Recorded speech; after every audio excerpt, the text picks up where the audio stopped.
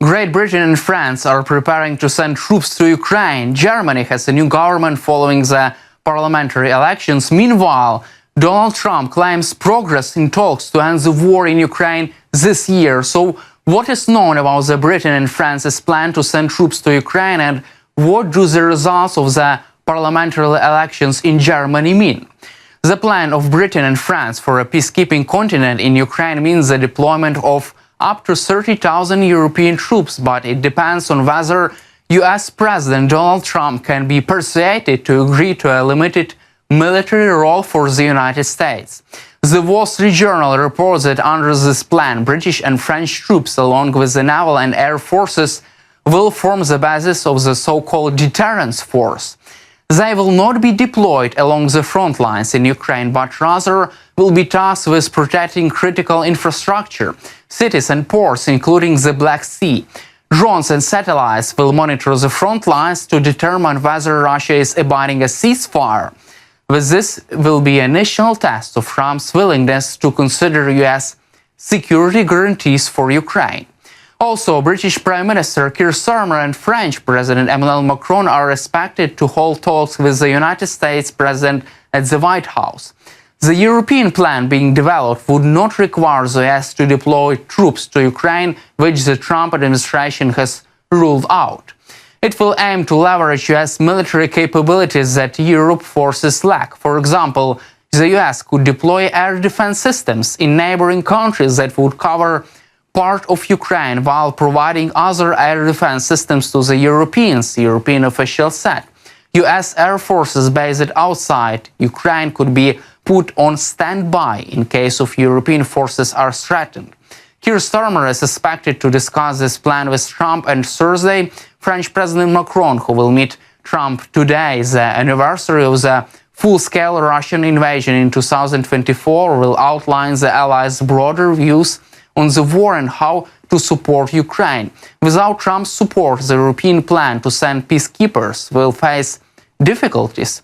British officials believe that American participation is crucial to deterring Russian attacks, encouraging other European countries to also send troops and providing the multinational force with key capabilities that European militaries lack.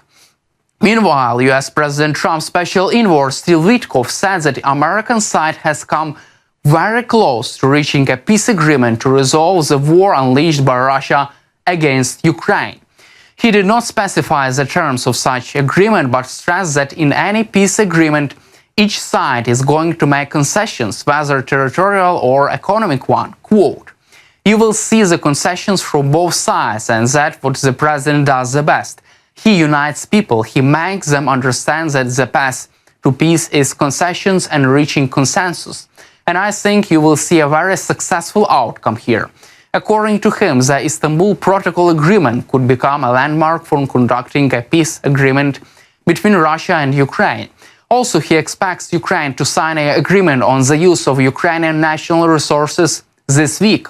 Witkoff says that President Zelensky hesitated in his commitment to the agreement a week ago, and US President Trump's special envoy Witkoff says that American companies also can do business in Russia in the event of a ceasefire agreement in the war in Ukraine. His words came amid US President Trump's efforts to reach an agreement to end Russia's ongoing war against Ukraine. At the same time, Ukraine has rejected the US demand to create a $500,000 billion fund, which would be a part of an agreement to give Washington a share of the country's mineral resources. A Ukrainian official with the negotiations familiar with this issue told Bloomberg. This fund would have to compensate the US for the assistance it provided to combat Russian aggression. Ukraine said that the actual amount of assistance allocated is about 5 times less and amounts to more than $90 billion, the source told the agency on condition of anonymity. Another person familiar with the negotiations says that parties needed more time to finalize the deal because the current draft proposed by the United States contains some questionable elements, and President Zelensky is not ready to approve it. US President Trump is pressuring Zelensky to make the deal. He said on Saturday that the two countries were very close to reaching the agreement.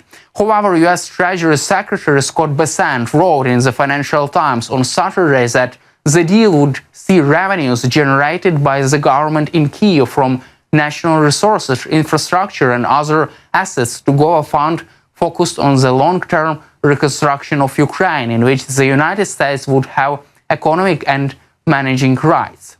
This would ensure transparency, accountability, and corporate governance needed to attract private investment. Quote, "Let's also be clear about what this is not. The US will not take ownership or physical assets in Ukraine, nor it burden Ukraine with more debt." Ukrainian officials discussed a potential mineral deal with US Special Envoy Kit Kellogg during this visit to Kyiv after President Zelensky rejected Washington's claim and offer this month. The lack of US security guarantees and future US military aid remains a stumbling block in the talks, Ukrainian officials said. Meanwhile, the Christian Democratic Union, led by Friedrich Merz, won the snap parliamentary election in Germany, gaining more than 28% of the vote. According to the Election Commission, votes were counted in all 299 constituencies. In the second place, in the Alternative for Germany, which received more than 20%, the Social Democratic Party of Germany, led by Chancellor Olaf Scholz, came in third with 16%, and the Greens and Left received more than 11% and 8% of the vote, respectively. President of Ukraine Volodymyr Zelensky congratulated Friedrich Merz on his victory in the snap parliamentary elections in Germany. Zelensky noted the clear voice of the voters, which is important for Europe. Quote, "We count on the continuation of our work with Germany to protect lives and bring about real peace in Ukraine, as well as to strengthen Europe. Europe needs to be able to defend itself, develop its industries, and achieve the necessary results. Europe needs common successes, and successes will bring Europe more unity." The candidate for the Chancellor of Germany from the conservative Christian Democratic Union, Friedrich Merz, said that he seeks European independence from the US in matters of defense. According to the politician, after the statements of US President Trump, it is clear that the new administration is largely indifferent to the fate of Europe. He also compares the indifference the representatives of the new US government in the election and also interference in the German election and manipulation by Russia. As we know, Friedrich Merz, the winner during the last election, previously said that he would provide Ukraine with long-range Taurus missiles after consulting with the United States. He explains that the decision to deliver long-range weapons to Ukraine would not be made alone, but only with a close coordination with US and other European allies. Merz also pointed out that training Ukrainian soldiers to use this weapon would take at least 4 months. Quote, "That's why I believe we should address this issue together with the Americans, not alone, but just in Germany, but alongside Europe and America," he said. However, Merz expressed doubts that the Taurus missile would dramatically alter the situation on the battlefield in Ukraine. At the same time, previous Chancellor of Germany, Olaf Scholz, hesitated to provide Ukraine with German-made Taurus missiles due to the fear of escalation. Friedrich Merz, on the other hand, fully supports Ukraine and is ready to make a difference in that. That's all for today. Subscribe to our YouTube channel, stay with us on YouTube, and glory to Ukraine.